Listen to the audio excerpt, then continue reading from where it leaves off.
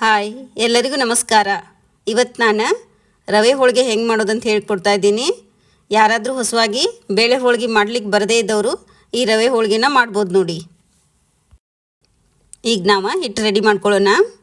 ಒಂದು ಪಾತ್ರೆಗೆ ಒಂದು ಬಟ್ಲ ಮೈದಾ ಹಿಟ್ಟು ತೊಗೊಂಡಿದ್ದೀನಿ ನಾನು. ನಿಮ್ಮ ಮನೆಯಲ್ಲಿ ಈ ಥರ ಯಾವುದಾದ್ರೂ ಒಂದು ಬಟ್ಲ ಇದ್ದರೆ ಅಳತೆಳಿ ತಗೋರಿ. ಒಂದು ಚಿಟಿಕೆ ರುಚಿಗೆ ಒಂದು ಸ್ವಲ್ಪ ಉಪ್ಪು ಮತ್ತು ಕಲರಿಗೆ ಅಂತೇಳಿ ಸ್ವಲ್ಪ ಅರಿಶಿಣ ಪೌಡರು ಮತ್ತು 2-3 ಸ್ಪೂನು ಎಣ್ಣೆನ ಹಾಕೊಂಡ ಈಗ ಈ ಥರ ಕೈಲೇ ತಿಕ್ಕಿ ನಾವು ಕೈಲೇ ತಿಕ್ಕೋದ್ರಿಂದ ಎಲ್ಲ ಕಡೆ ಬದಿಗೂ ಎಣ್ಣೆ ಮತ್ತು ಅರಿಶಿನ ಎಣ್ಣೆ ಎಲ್ಲ ಬದಿಗೆ ಹತ್ತಲಿ ಅಂಥೇಳಿ ನಾವು ಈ ಥರ ಕೈಲೇ ತಿಕ್ಕೋಬೇಕು ನೋಡಿ. ಈ ಥರ ಕೈಲಿ ಒತ್ತಿ ನಾವು ಹಿಟ್ಟನ್ನು ರೆಡಿ ಮಾಡ್ಕೊಳ್ಬೇಕು. ಅಂದ್ರೇ ಚೆನ್ನಾಗಿ ಹಿಟ್ಟು ನೆನೆಯತ್ತೆ ನೋಡಿ. ಈ ಥರ ಮಾಡಿದರೆ ಹಿಟ್ಟು ಈ ಥರ ಉಂಡೆ ಥರ ಆಗಬೇಕು. ಅಂದ್ರೇ ಚೆನ್ನಾಗಿ ಎಣ್ಣೆ ಎಲ್ಲ ಹಿಡ್ಕೊಂಡಿದೆ ಎಂದರ್ಥ. ಈಗ ಇದಕ್ಕನ್ನು ನಾವು ಸ್ವಲ್ಪ ನೀರು ಹಾಕೊಂಡ ಹಿಟ್ಟನ್ನು ನಾವು ಸ್ವಲ್ಪ ಗಟ್ಟಿನೂ ಅಲ್ಲ ತಿಳುವೂ ಅಲ್ಲ, ನಾವು ಮೃದುವಾಗಿ ಚೆನ್ನಾಗಿ ಇದನ್ನು ಹಿಟ್ಟನ್ನು ನಾದ್ಕೊಳ್ಬೇಕು. ಅಂದ್ರೇ ಹೋಳಿಗೆ ಹರಿಯೋದಿಲ್ಲ ನೋಡಿ. ನಾನೀಗ ಎಲ್ಲ ಹಿಟ್ಟನ್ನು ನಾದ್ಕೊಂಡಿದ್ದೀನಿ. ಈಗ ಈ ಹಿಟ್ಟು ರೆಡಿಯಾಗಿದೆ. ಈ ಥರ ಹಿಟ್ಟನ್ನು ನಾವು ಕೈಲೇ ತಿಕ್ಕಿ ಹಿಟ್ಟನ್ನು ರೆಡಿ ಮಾಡ್ಕೊಳ್ಬೇಕು. ಅಂದ್ರೇ ಚೆನ್ನಾಗಿ ಮಿದುವಾಗಿ ಸಾಫ್ಟಾಗಿ ಹಿಟ್ಟು ಬರುತ್ತೆ. ಯಾರು ಹೊಸವಾಗಿ ಕಲಿತಿರ್ತಾರಲ್ಲ ಅವರು ಈ ಥರ 1-2 ಮಿನಿಟ್ ಆದರೂ ನಾವು ಹಿಟ್ಟನ್ನು ಕೈಲೇ ಹಿಂಬದಿ ಕೈಲೇನೆ ನಾವು ಹಿಟ್ಟನ್ನು ನಾದ್ಕೊಳ್ಬೇಕು.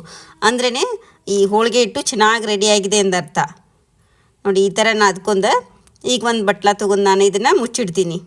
ಒಂದು ಅರ್ಧ ತಾಸು ಇದನ್ನು ನೆನೆಲಿಕ್ಕೆ ಇಡೋಣ. ಈಗ ನಾನು ಬಟ್ಲ ಅಳತೆ ತೋರಿಸ್ತಾ ಇದ್ದೀನಿ ನೋಡಿ. ಒಂದು ಬಟ್ಲ ರವೆ ತೊಗೊಂಡಿದ್ದೀನಿ. ಚಿರೋಟಿ ರವೆ, ಸಣ್ಣ ರವೆ ತೊಗೊಂಡಿದ್ದೀನಿ ನಾನು. ಈ ಸದಕದ ರವೆ ಅಂತೇಳಿ ಇನ್ನೊಂದು ಥರ ಬರುತ್ತೆ, ಅದಲ್ಲ. ಈ ಚಿರೋಟಿ ಸಣ್ಣ ರವೆದನ್ನು ಮಾಡ್ತಾಯಿದ್ದೀನಿ. ಈಗ ಅದೇ ಅಳತೆಯಲ್ಲಿ 1 ಬಟ್ಲು ಬೆಲ್ಲನ ನಾನು ಪುಡಿ ಮಾಡ್ಕೊಂಡು ಇಟ್ಕೊಂಡಿದ್ದೀನಿ. ಇದೇ ಅಳತೆಯಲ್ಲಿ 2 ಲೋಟ ನಾನು ನೀರನ್ನು ತೊಗೊಳ್ತೀನಿ ನೋಡಿ.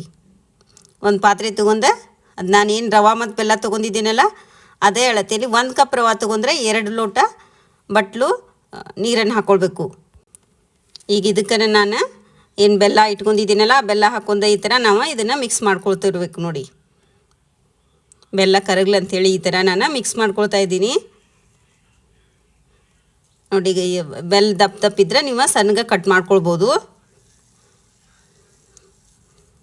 ಈ ಥರ ಬೆಲ್ಲದ ಪಾಕನ ನಾವು ರೆಡಿ ಮಾಡ್ಕೊಳ್ಬೇಕು.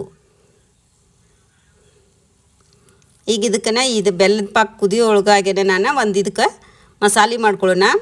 1-2 ಲವಂಗ ತೊಗೊಂಡಿದ್ದೀನಿ ಮತ್ತು ಇದಕ್ಕೇ ಸ್ವಲ್ಪ ಒಣಶುಂಠಿ ಮತ್ತು ಸ್ವಲ್ಪ ಲವಂಗ, 2-3 ಲವಂಗನ ಶಪ್ಪೆ ಸುಲ್ಕೊಂಡು ಇಟ್ಕೊಂಡಿದ್ದೀನಿ ಮತ್ತು 1 ಸ್ಪೂನ ಗಸಗಸೆ. ಇದು ಟೇಸ್ಟ್ ವೈಸು ರುಚಿಗೆ ಅಂಥೇಳಿ ಮತ್ತು ಗಮ್ಮಂತ ವಾಸನೆಗೆ ಅಂಥೇಳಿ ಚೆನ್ನಾಗಿದ್ದನ್ನು ಒಂದು ಅರ್ಧ ಮಿನಿಟ್ ಫ್ರೈ ಮಾಡ್ಕೊಂಡ್ರೆ ಇದು ರೆಡಿ ಆಗುತ್ತೆ ನೋಡಿ. ಇದಕ್ಕೆ ನಾನು 1 ಸ್ಪೂನ್ ಇದೆಲ್ಲ ಆರಿದ ಮೇಲೆ 1 ಸ್ಪೂನ್ ಸಕ್ಕರೆ ಹಾಕೊಂಡು ನೀವು ಮಿಕ್ಸಿ ಅಥವಾ ಕುಟಾಣಿಯಲ್ಲಿ ಕುಟ್ಕೊಂಡ ಪೌಡ್ರ್ ಮಾಡ್ಕೊಂಡ ಈ ಬೆಲ್ಲದ ಪಾಕಕ್ಕೆ ಸೇರಿಸ್ಕೋಬೋದು ನೋಡಿ. ಬೆಲ್ಲದ ಪಾಕ ಬೆಲ್ಲ ಎಲ್ಲ ಚೆನ್ನಾಗಿ ಕರಗಿದೆ. ಈಗ ನಾನು ಇದಕ್ಕನ್ನು ಮಸಾಲೆ ಮಿಕ್ಸಿಗೆ ಹಾಕೊಂಡಿದ್ದೀನಿ ನೋಡಿ. ನಾನು ಮಿಕ್ಸಿ ಮಾಡೋದು ವಿಡಿಯೋ ಸ್ಕಿಪ್ ಆಗಿದೆ, ಹಾಗೆ ಮಿಕ್ಸಿ ಮಾಡಿದ್ದನ್ನು ತೋರಿಸ್ತಾ ಇದ್ದೀನಿ. ಈಗೆಲ್ಲ ಬೆಲ್ಲ ಕರಿಗೆ ಆದಮೇಲೆ ನಾವು ಇದನ್ನು ರವೆ ಹಾಕ್ಕೋಬೇಕು ನೋಡಿ. ಕಡಿಮೆ ಉರಿ ಇರಲಿ.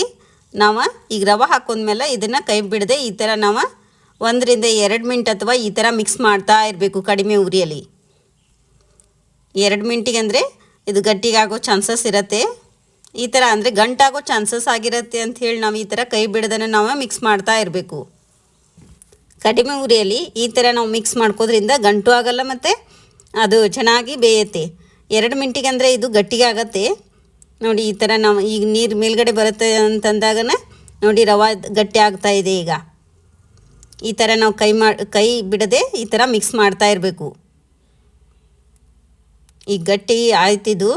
ಈಗ ನಾವು ಮತ್ತು 5 ಮಿನಿಟ್ ನಾವು ಇದನ್ನು ಕಡಿಮೆ ಉರಿಯಲ್ಲಿ ನಾವು ಒಂದು ಪ್ಲೇಟ್ ಮುಚ್ಚಿಟ್ಕೊಂಡು ಇದನ್ನು ಬೇಯಿಸ್ಕೊಳ್ಬೇಕು ನೋಡಿ.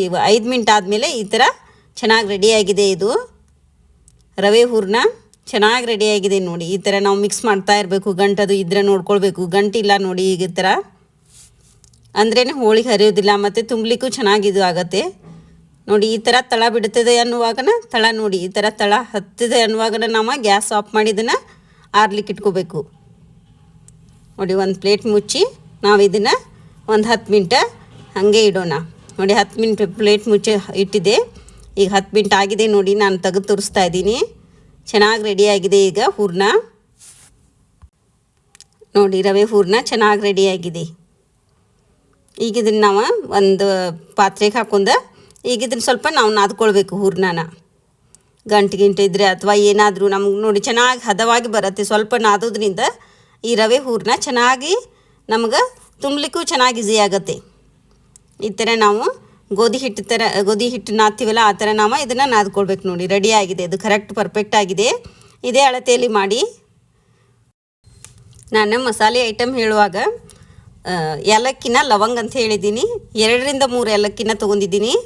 ನೋಡಿ 2 ಹಿಟ್ಟು ಈಗ ಅರ್ಧ ತಾಸು ಆದಮೇಲೆ ಹಿಟ್ಟು ರೆಡಿ ಆಗಿದೆ. ನೋಡಿ ಇದು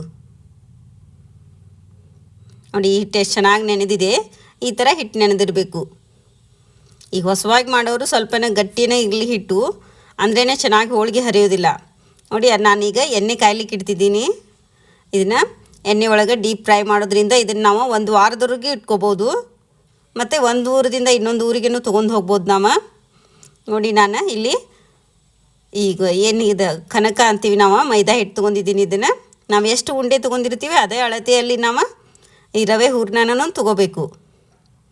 ಈ ಥರ ಕೈಲಿ ಬಟ್ಟಲಾಕಾರ ಮಾಡಿ ನೋಡಿ ಅದೇ ಅಳತೆಯಲ್ಲಿ ನಾನು ಹೂರ್ಣನೂ ತೊಗೋತೀನಿ. ನೋಡಿ ನಾವು ಏನು ಇದನ್ನ ಮೈದಾ ಹಿಟ್ಟು ತೊಗೊಂಡಿರ್ತೀವಲ್ಲ ಅದೇ ಅಳತೆಯಲ್ಲಿ ರವೆ ಹೂರ್ಣನೂ ತೊಗೋಬೇಕು. ಅಂದ್ರೇ ಟೇಸ್ಟ್ ವೈಸ್ ರುಚಿ ಇರುತ್ತೆ. ನಿಮ್ಗೆ ಬೆಲ್ಲ ಇನ್ನೂ ಸ್ವಲ್ಪ ಜಾಸ್ತಿ ಬೇಕಂದರೆ ಬೆಲ್ಲ ಹಾಕ್ಕೊಳ್ಬೋದು. ಇದು ಪರ್ಫೆಕ್ಟ್ ಆಗಿದೆ. ಇದೇ ಅಳತೆಯಲ್ಲಿ ಮಾಡಿ, ಚೆನ್ನಾಗಿರತ್ತೆ ಇದು. ನೋಡಿ ಈ ಥರ ಎಲ್ಲ ರೆಡಿ ಮಾಡಿ ಇಟ್ಕೊಳ್ಬೇಕು. ನೋಡಿ ನಾವು ಯಾವ ಚಿಕ್ಕ ಸೈಜಿನ ನಾವು ಏನು ಇದನ್ನು ಮೈದಾ ಹಿಟ್ಟು ತೊಗೊಂಡಿರ್ತೀವಲ್ಲ ಅದೇ ಅಳತೆಯಲ್ಲಿ ನಾವು ಈ ಹೂರ್ಣನೂ ನಾವು ಅದೇ ಅಳತೆಯಲ್ಲಿ ಇಟ್ಕೊಳ್ತಾ ಇದ್ದೀನಿ. ನೋಡಿ ಚಿಕ್ಕ ಉಂಡೆಗಳನ್ನ ಮಾಡ್ಕೊಂಡು ನಾವು ಮೊದಲೇ ತುಂಬಿ ಇಟ್ಕೋದ್ರಿಂದ ಕೈಗೂ ಅಂಟೋದಿಲ್ಲ. ಈ ರವೆ ಹೋಳಿಗೆ ಯಾರಾದರೂ ಗೆಸ್ಟ್ ಬಂದರೆ ಅಥವಾ ಯಾರು ಲೈಟಂಗೆ ಸ್ವೀಟ್ ತಿನ್ನೋರು ಈ ಥರ ಹೋಳಿಗೆನ ಮಾಡಿ ತಿನ್ಬೋದು. ನೋಡಿ ನಾನು ಇವತ್ತು ನಮ್ಮ ಅಜ್ಜಿ ಇದನ್ನು ಭಾಳ ಇಷ್ಟಪಡ್ತಿದ್ದಳು. ನಮ್ಮ ಅಜ್ಜಿ ಪೂಜೆಗಂತ ಮಾಡಿದ್ದೆ, ಅದನ್ನು ನಿಮಗೂ ಶೇರ್ ಮಾಡ್ಕೋಬೇಕಂತೇಳಿ ಶೇರ್ ಮಾಡ್ಕೊಳ್ತಾ ಇದ್ದೀನಿ. ನೋಡಿ ನಾನೆಲ್ಲನೂ ಇದು ತುಂಬಿಟ್ಕೊಂಡಿದ್ದೀನಿ. ಒಮ್ಮೆ ತುಂಬಿಟ್ಕೋದ್ರಿಂದ ಏನೂ ಆಗಲ್ಲ. ನಾವೇನು ಎಣ್ಣೆಯಲ್ಲಿ ಕರಿತಿರ್ತೀವಿ ಪಟಾಪಟ ಅಂತ ನಾವು ಒಂದೊಂದೇ ಚಿಕ್ಕ ಉಂಡೆಗಳನ್ನ ತೊಗೊಂಡು ನಿಮಗೆ ಯಾವ ಸೈಜ್ ಬೇಕೋ ಆ ಸೈಜ್ ಇದೇ ಥರ ಮೀಡಿಯಮ್ ಮಾಡ್ಕೊಳ್ಳಿ. ನೋಡಿ ಈ ಥರ ಸ್ವಲ್ಪ ಎಣ್ಣೆ ಹಚ್ಕೊಂಡು ನಾವು ಈ ಥರ ಲಟ್ಟಿಸ್ಕೊಳ್ಬೇಕು. ಏನು ಹರಿಯೋದಿಲ್ಲ, ಏನೂ ಇಲ್ಲ. ಪರ್ಫೆಕ್ಟ್ ಆಗಿದ್ದರೆ ಯಾವುದೂ ಇದಾಗಲ್ಲ. ಈ ಥರ ಮಾಡ್ಕೊಳ್ಳಿ. ಅಥವಾ ಈ ಥರ ಕೆಳಗಡೆ ಅಂಟತ್ತೆ ಅನ್ನೋರು ಒಂದು ಪೇಪರ್ ಹಾಳೆಯಲ್ಲೂ ನಾವು ಲಟ್ಟಿಸ್ಕೊಳ್ಬೋದು. ಈಗ ಎಣ್ಣೆ ಕಾದಿದೆಯೋ ಇಲ್ಲೋ ಅಂಥೇಳಿ ಚೆಕ್ ಮಾಡ್ಕೊಳಕ್ಕೆ ಸ್ವಲ್ಪ ಮೈದಾ ಹಿಟ್ಟು ಹಾಕೋದು. ನೋಡಿ ಒಂದೊಂದೇ ರವೆ ಹೋಳ್ಗಿನ ನಾವು ಈಗ ಮಧ್ಯಮ ಉರಿ ಇಟ್ಕೊಂಡು ನಾವು ಫ್ರೈ ಮಾಡ್ಕೊಳ್ಬೇಕು. ನೋಡಿ ಈಗ 2 ಬದಿಗೂ ಚೆನ್ನಾಗಿ ನಾವು ಇದನ್ನು ಎಣ್ಣೆಯಲ್ಲಿ ಫ್ರೈ ಮಾಡ್ಕೊಳ್ಬೇಕು. ಇದನ್ನು ನಾವು 1 ವಾರ ಇಟ್ಟರೂ ಏನಾಗಲ್ಲ. ಈ ಹೋಳಿಗೆನ 1 ವಾರ ಇಟ್ಕೊಂಡು ತುಪ್ಪದಾಗ ನಾವು ಹಚ್ಕೊಂಡು ತಿನ್ನೋದ್ರಿಂದ ರುಚಿನೂ ಹೆಚ್ಚಿರತ್ತೆ. ನೋಡಿ ರವೆ ಹೋಳಿಗೆ ನೋಡಿ 2 ಬದಿಗೂ ಚೆನ್ನಾಗಿ 1 ಮಿನಿಟ್ ಆಗೋದ್ರೊಳಗೆ ಇನ್ನು ಮತ್ತೊಂದು ನಾವು ಮಾಡ್ಕೊಂಡು ಪಟಾಪಟ ಅಂತ ಬೇಯಿಸ್ಕೊಳ್ಬೋದು.